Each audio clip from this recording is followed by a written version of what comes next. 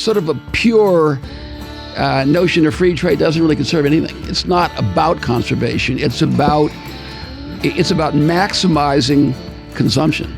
So when you think about free trade, if you think the most important thing is the cost of your third television, or do you say to yourself, the most important thing is that I live in a community and all of us together are making America great. We're all great Americans. I've got hope for you for the future. And if there is some additional cost associated with that in consumer goods, then that's a price worth paying.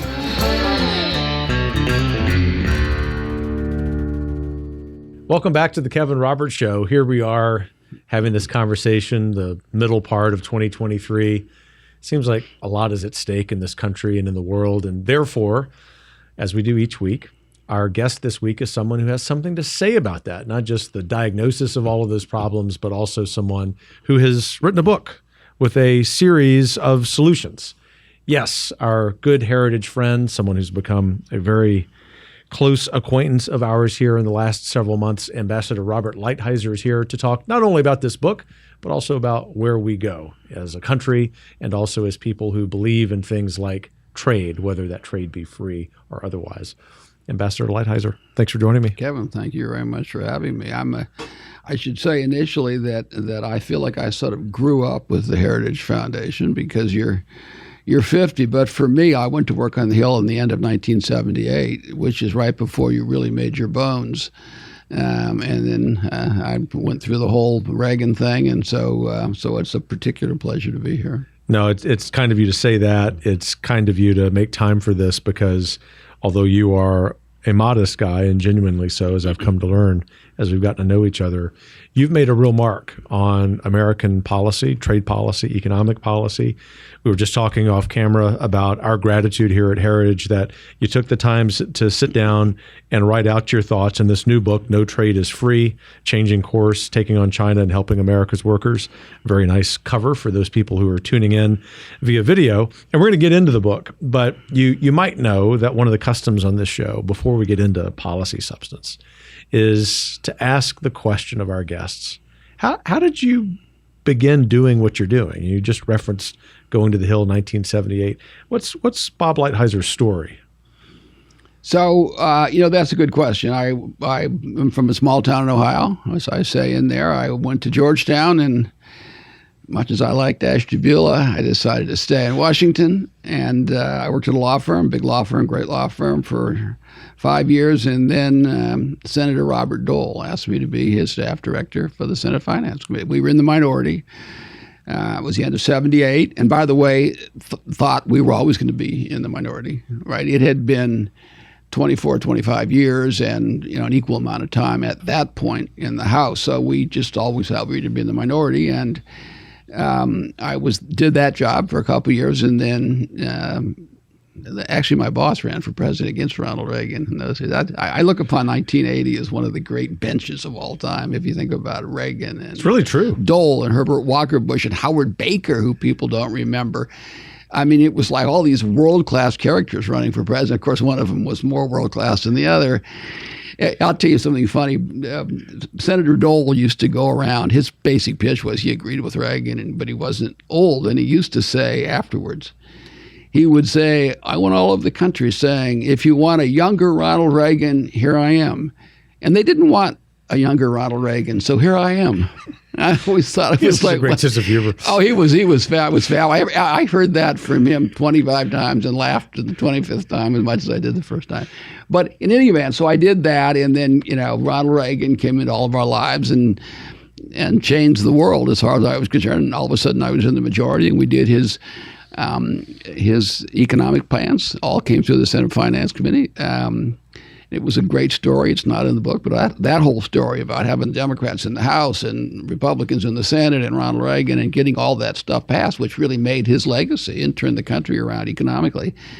And then after doing that for a while, Bill Brock asked me to be Deputy U.S. Trade Representative. And I had worked on, there have been two great trade negotiations in the last umpteen years. One of them was this one that I talk about during Clinton, the Uruguay round, which was so horrible. The one before that was the Tokyo round, and I did that as a staff director of the Republicans. So I had a lot of background in that area.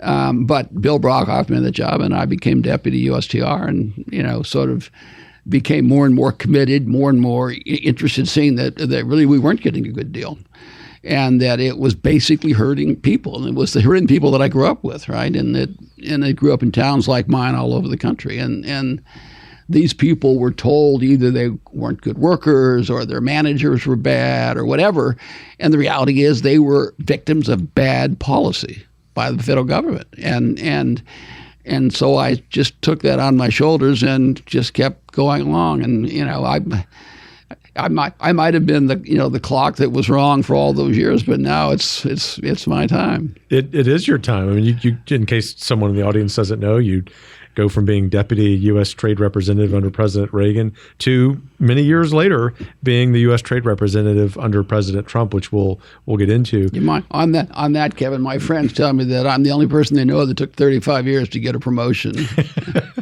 It's not a bad point. No, that's almost as funny as the Senator Dole line. Well, we will chuckle. There's plenty to chuckle about because we woke up with the great fortune of being in the United States, but there's also plenty that's changed and changed for the worse. And just on a kind of high level, like a general overview, what changed from the end in America from the end of Reagan's presidency to your, say, the first months that you were in the Trump administration? So, I mean, a lot of things changed, but you mean in my area? In your area, economically, in terms of trade. That I care about. So the 1990s, the Clinton years, were really the dark ages for trade. They made a difference, and I could take you through, I won't, it's in the book, the whole history of all of it, because I find it very interesting and how it all fits together. But beginning in the mid-90s, we had an aberration. We decided that we had won the Cold War and that it was the end of history. Remember all this kind of crazy talk, and that forever we were just going to grow more and more like a bunch of Switzerlands, right? And have peace and prosperity and happiness. And of course, the only problem with that was human nature, right? So it was just not in fact true. So in that time, they did three things, and it was Bill Clinton and a bunch of other people who viewed themselves as very, very smart, and he was very, very smart, but the smartest of the ones don't view themselves that way, and a lot of Republicans. So this was like a bipartisan disaster. But they passed NAFTA, which was clearly a mistake. And then they passed this Uruguay round, this legislation implementing this last great trade round, which created the WTO. And then on his way out, literally walking out the door, for reasons that I can only speculate on, he puts together a group and grants permanent most favored nation treatment to China. And the combination of those three things cost millions of Americans their jobs, destroyed thousands of communities, lost 60,000 factories. I mean, there were other things going on, but this was the big factor. Now, we had trade problems before from time to time and taken action. Reagan was very proactive on trade, very much an economic populist. You had Nixon. You had some other times when people had done things to sort of stick up for America. But it became such a disaster that my own sense is if it wasn't for how bad those people did in the 90s and the consequences for all those people, there never would have been a President Trump. I mean, his, I believe, number one issue, his gut issue, was always trade. He talked about it when he was a 35-year-old kid. He would talk about trade and how Japan was taking advantage of us. So all of which was true, but we kind of operated with it. And then we got to the 90s and we had this trifecta of stupid policy. And the results really were disastrous 2 decades for average working people. Well, and people, a lot to key in on there, people, maybe younger members of the audience, would have no reason to appreciate the palpable concern that Americans in the 1980s had about the trade deficit with Japan. And that's when Donald Trump, not yet president, obviously, was talking about that. But it seems as if our zealous focus, perhaps rightly, on defeating the Soviet Union once and for all prevented Americans from really being focused on that trade problem. It's exacerbated in the 90s, and then fast forward past a couple of other wars, and we get to 2016 when in working class communities, all kinds of communities across the country, not just in particular regions, you see the devastation that's wrought by the trade policy. To be sure, and to your point, you're very, very careful in your book in terms of analysis. There are other factors at play, but I think the real thing that commends your book to a general audience is you really bring to life the importance of trade policy as it relates to the plight of the everyday American. Yeah, well, I appreciate that, Kevin. I think while there really is going on, it was the most significant single factor. And a lot of people just had this view that it was fine to be post-industrial. And they were so focused on, we want the cheapest stuff, kind of a combination of people that say, we want the cheapest stuff with people who are making a lot of money importing. And the combination of that was to promote this philosophy which had gone haywire, as I say, in the 90s, and a lot of the opioid addiction and the rot in our communities all across America is a direct result of those stupid decisions made in the 1990s. So thanks for that analysis. And as I mentioned off camera, we have guests on this podcast who can have whatever view they would like. They don't have to agree with whatever the Heritage position is on an issue. And certainly there are people inside Heritage and people who are longtime friends of Heritage who consider themselves, with the best of intentions, they even put it this way, Ronald Reagan free traders. And one of the objectives that you and I had in having this conversation publicly is for you to be able to talk to them, to almost like a coach, not questioning motives. I often have described myself that way. But you make a really persuasive case about now in the 2020s, what's challenging about that position. What would you say to them? Well, I mean, first of all, Ronald Reagan talked about free trade for sure. When Ronald Reagan left office, one libertarian operation here in town that I won't mention said he was the most protectionist president since Hoover. They hated Ronald Reagan on trade, hated him. Now they'll say Ronald Reagan was a free trader. No. Ronald Reagan, when he saw a crisis, look, it would be great if you did nothing worked, but if you have problems, you have to resolve them. When he saw a huge crisis with automobiles coming in from Japan, he took action and got what was then called a voluntary trade agreement. He just forced them to stop. He negotiated. I mean, I did it for him, but at his request, scores of agreements to stop steel from coming in because it was wiping us out. When we were getting wiped out on semiconductors, he put in place a semiconductor plan. So, and I could go on and on and on. There's the famous motorcycles with Harley-Davidson. I mean, there was a lot of things. When Ronald Reagan had an economic problem that he thought was significant, he acted to solve the problem. And in the trade area, it was mostly through stopping imports. That is what he did. Now, so you say, what's the great plan is to build up the economy, which he did, reduce regulation, which he did, which we all agree with, but also to have a sane trade policy, one that works for workers, not for importers and maximizing global corporations' profits, right? That was Ronald Reagan wasn't motivated by that. He was also very much like President Trump motivated by this desire to help the working people. And I also say that this notion, just philosophically, you say, what is a conservative? Everybody's got their own ideas. One of the great things about conservatism, you talk to some people, you think, what? You're a conservative? But to me, at its essence, it's conserving values, it's conserving institutions that are serving the country. That is what we believe. And the sort of a pure notion of free trade doesn't really conserve anything. It's not about conservation. It's about maximizing consumption. And maximizing consumption is really materialism. It's not a values-oriented philosophy. So when you think about free trade, if you think the most important thing is the cost of your third television, or do you say to yourself, the most important thing is that I live in a community of parents who stay married and raise their kids and stay off of drugs, and where the kids say, my dad is a foreman at the blah, blah factory, right? And they say it with pride. the parents look upon their kids and say, we're doing Little League. We're part of the community.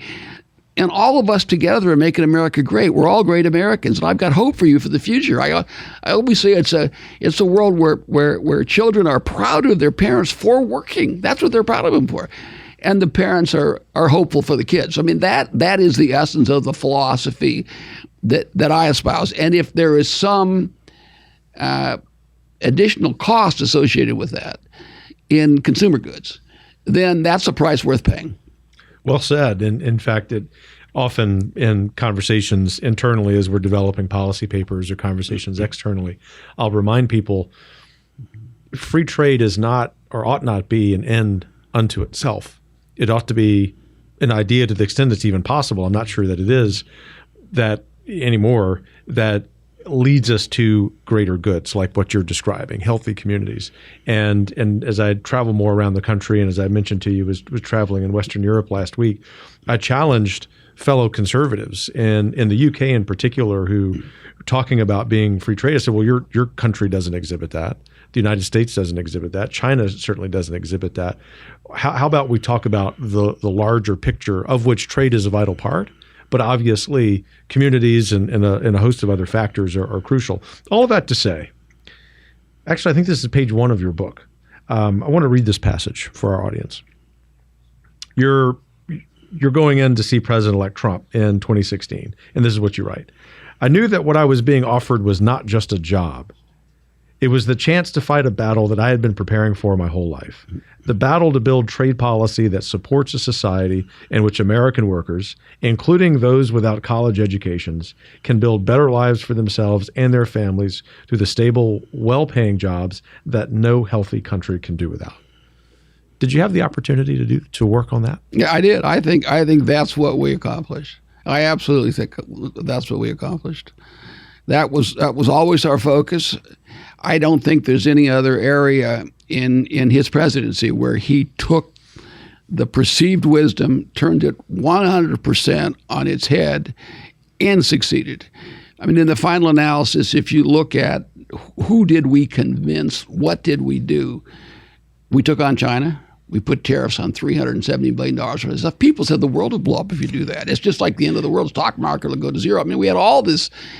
Every single lobbyist in town. That's a slight exaggeration, but a lot of them. But the two who were on my side, I'll set aside. We're on the other side. All the money was on the other side. We renegotiated that horrible NAFTA deal, and in the final analysis, got 90% of the Democrats and Republicans to vote for it.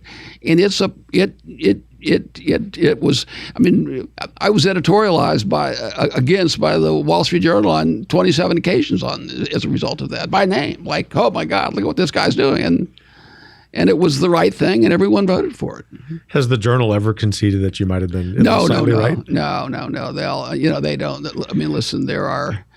That day won't come, right? And so even when there's some fact that sort of demonstrates that there's a way they have this other say, well, but it wasn't, So no, the answer is no. I'm not looking forward to that. So as we look ahead to the remainder of this decade and beyond, what are the biggest challenges as it relates to trade for the everyday American? It might be a country like China. It might be policy internally. I'm looking for, the answer to that proverbial magic wand question that you get the magic wand and you get to change 2 or 3 things to improve the lot of everyday Americans within the realm of trade. What are those? So for me, there's 2 things. One, we have to strategically decouple from China. China is an adversary, and they're probably the strongest adversary we have ever faced in the United States as a country.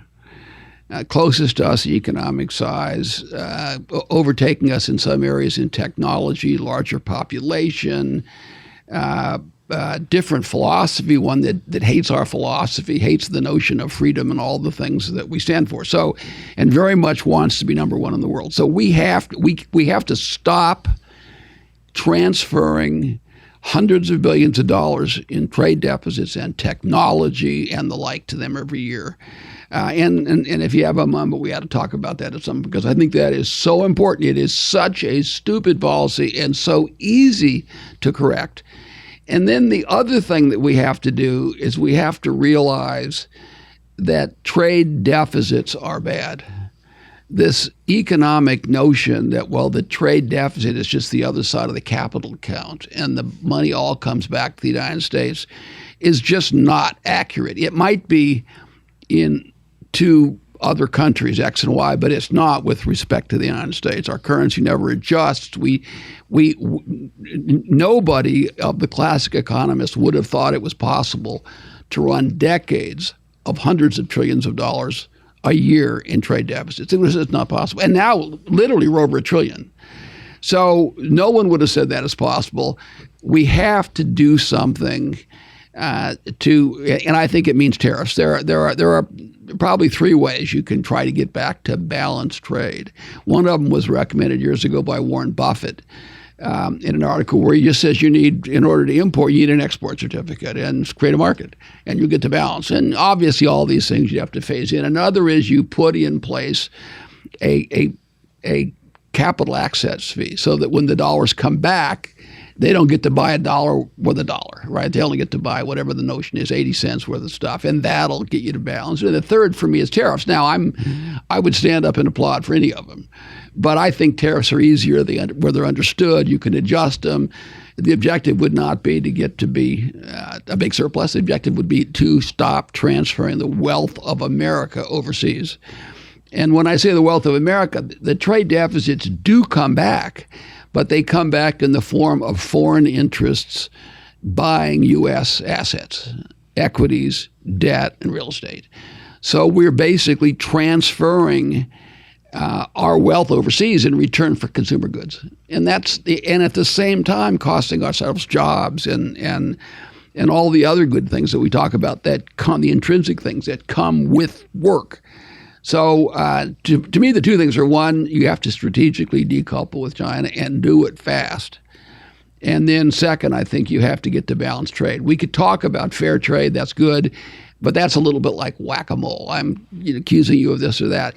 If a country like China runs, or Germany, runs hundreds of billions of dollars worth of surpluses year after year, they are doing something that is in and of itself protectionist and that we have to correct for. And so just homing in on a balance of trade rather than worrying about the inexact science of fair trade seems to be the simplest policy solution. Yeah, no, for sure it's true. And you start with the proposition that if you are running surpluses for years, you are protectionist by definition. It's your labor system, it's your banking system. You're somehow taking assets away from your consumers and giving them to your producers, and then taking that excess and basically having somebody buy it. Well, the only people that buy it in the final analysis, it's ironic, are sort of Anglo-Saxon countries. So you end up, it's like 80% of the global surplus is the United States, which is enormous, but also the UK, Canada, and Australia.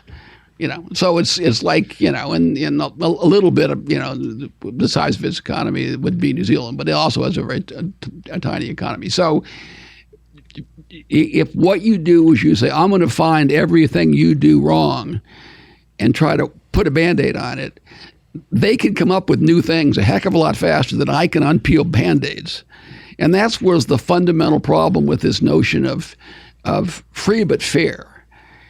It's not, the fair part is not about coming up with every little distortion that the mind of a bureaucrat in some other country come up with. That's not, the fair part is balance. And that's why I just jumped to balance. We have to think about this. If we have balanced trade, then everyone benefits. So you spend, rightly, I would argue, a big section of your book, or a lot of pages, I should say, on China. And you mentioned in your previous response the importance of technology. Let's return to that point. And for our audience who knows there's a bit of an issue there, how do we correct this problem? So first of all, it is really, really important, right? Because the technology is going to in many ways dictate what we do in the future. I take the position that we have to disentangle our technology. And now, how do we do that? You do that, one, tariffs in and of themselves will do it, because U.S. companies and Western companies, technology companies, cannot exist without access to our market. So if we say, if you want to be in our market, then here's the constriction we have with respect to technology with China. If their technology is in it, and I would say you do this once again over time, this is not something you do in 5 minutes. If their technology is in it, then you're not coming to our market. That in and of itself will change the way people do it. Obviously, you also have to have export controls, and that was really started by President Reagan and Wilbur Ross, who were the first people to do it, and continued by the current administration, to their credit. So you have to stop the export of technology. You have got to stop import of technology that has their technology in it. I think you also have to have investment restrictions going out and investment restrictions coming in. So, let me just give you one out of the newspaper today. Moderna. All right. So Moderna, this is not in the book, of course, announced it's got this new deal, or apparently didn't announce it, but it's been reported it has this new deal with China. So you say, all right, what's Moderna? Moderna is this very technology-oriented company that developed the vaccine. In 2019, their market cap was $8 billion. All right, their market cap now is 48 or 50 billion. Now, what happened in those 3 years? We gave them a lot of money, and they developed a vaccine. And they have a particular technology, this NRA technology, that helps them in that area.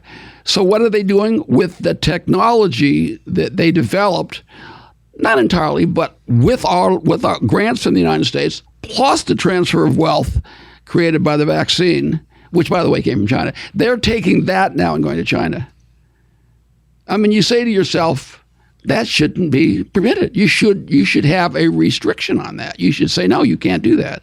So I would have outgoing investment restrictions, at least some reasonable sense, right? You ought to at least treat something like that the way you treat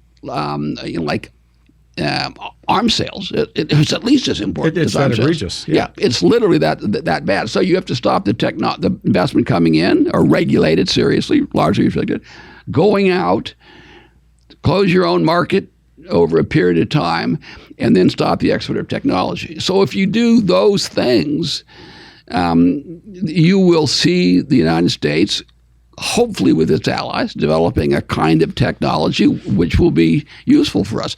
And I might say what I'm articulating here, this kind of America first, if you want, technology, or if you want, is exactly what China's doing in China. They're trying not to rely on us. They're trying to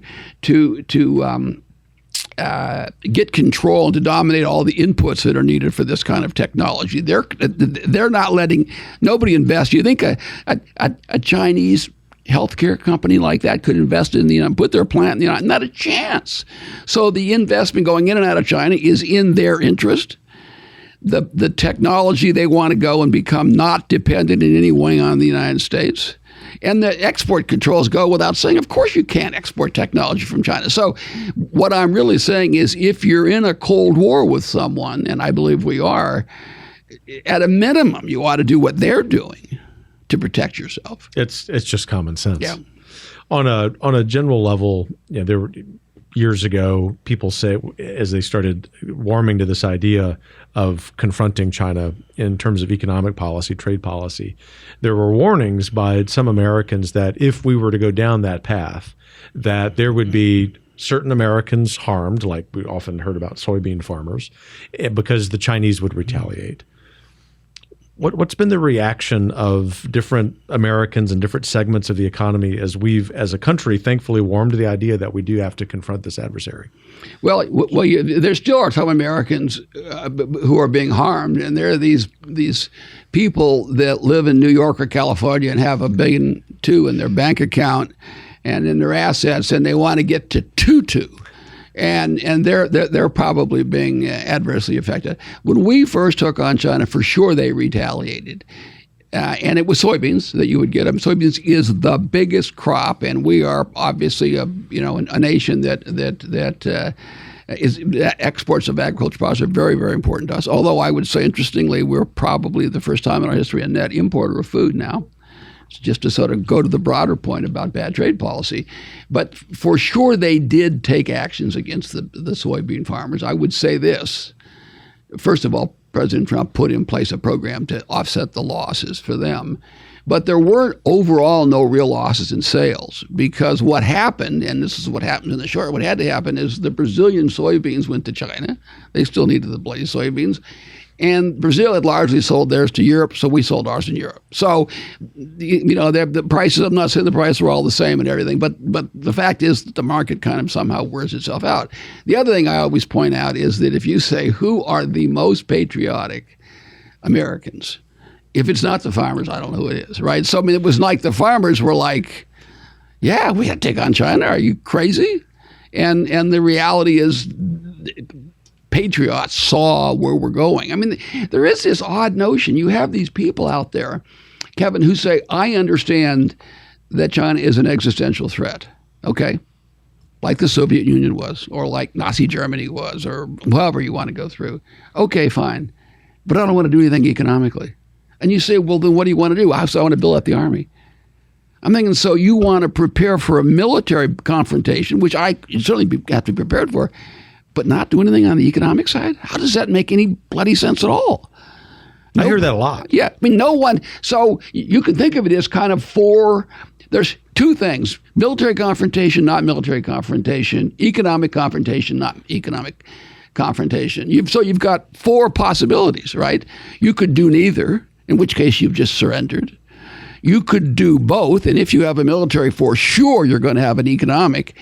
Or you could prepare for the military one, but take the economic one, which would be my position. But all the smart people say, no. Do the military, but don't do the economic. If you sort of go through the four squares, you think, well, that's the least sensible approach. But for whatever reason, you have a lot of people who are there. And other people will say, well, we can't. And I would say, well, if you agree that we have this confrontation and that it's existential, it literally is existential. If you say we can't do anything, what you were saying is we're doomed. Is that the position you take? Right? Because that's a path that I don't want to go down. No, and I don't think we're doomed at all. But I do think, one of the epigram where I say failure is not fatal, but failure to change might be failure. That's the key. One component of that, or a couple components of that, might be opportunities in the world that we've not seen, opportunities with particular countries or a particular approach to a certain set of countries. What's that side of the equation that maybe America's fixation with quote unquote free trade has prevented us from seeing? Well, in the first place, if we're looking for opportunities out there, mainly to offset the trade with China. So one of the things, first place, remember, I want balanced trade, period, full stop. I don't want a deficit with anyone. But it is certainly my view that we are relatively better off trading with Mexico than we are with China, for sure. Right? Because this is a people that there are a lot of Americans of Mexican extraction. They're on our border. They have their own problems. So makes total sense. Yeah, and then the other one that jumps to mind in this kind of a question is India. Now, India is a protectionist country. It's a developing country. It has a lot of problems, but it's got a lot of really smart people, and they are naturally never going to be on China's side, because they have a border, they have a history. So they are a natural ally of ours. And whether we can actually get to where we do something, we'll see. Now, I always have to say, when I talk about this, I don't want to, in the case of India or anyone else, transfer any of my wealth to them, right? In other words, I don't want to make us poor. There's this kind of notion that came up in the TPP that, well, if we just give people enough of a trade surplus with us, they'll like us. I'm not a buyer of that. But for certainly it's a better substitute to have stuff coming from India than it is from China, from the Indian point of view, but primarily from the American point of view. Toward the end of your book, you write this wonderful paragraph, which I'll read. Americans need international trade. There are efficiencies that come from deploying our resources in the most productive way and having other countries do the same thing. We need trade, however, much less than other countries do. We have an enormous economy, and we can produce most of what we need. Trade is good. More trade is better. Fair trade is essential, but balanced trade is imperative. And going forward, we really need smart trade. We owe as much to our workers, farmers, and businesses.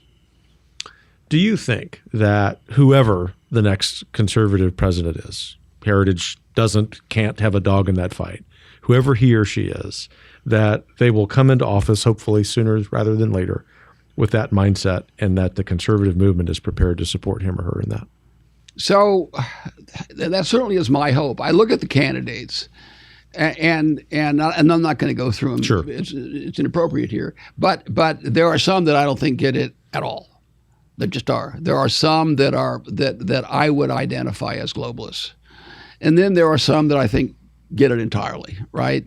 And then among the ones who get it entirely, there's always the question: will they actually be able to pull it off? And almost all of them, whether they are globalists or not, are pretty gutsy, pretty tough. It's a pretty tough crowd that we got up here. It is. I mean, I say that as a very, very positive thing. None of them are like you think, there's a wimp, I could walk over him. They're all pretty tough cookies. But some of them I do not believe. Probably in a public debate, none of them would disagree with what I said. But I think in their heart, there's a number of them that are still stuck in the old free trade. Most important thing is the price of that third colored television in the basement.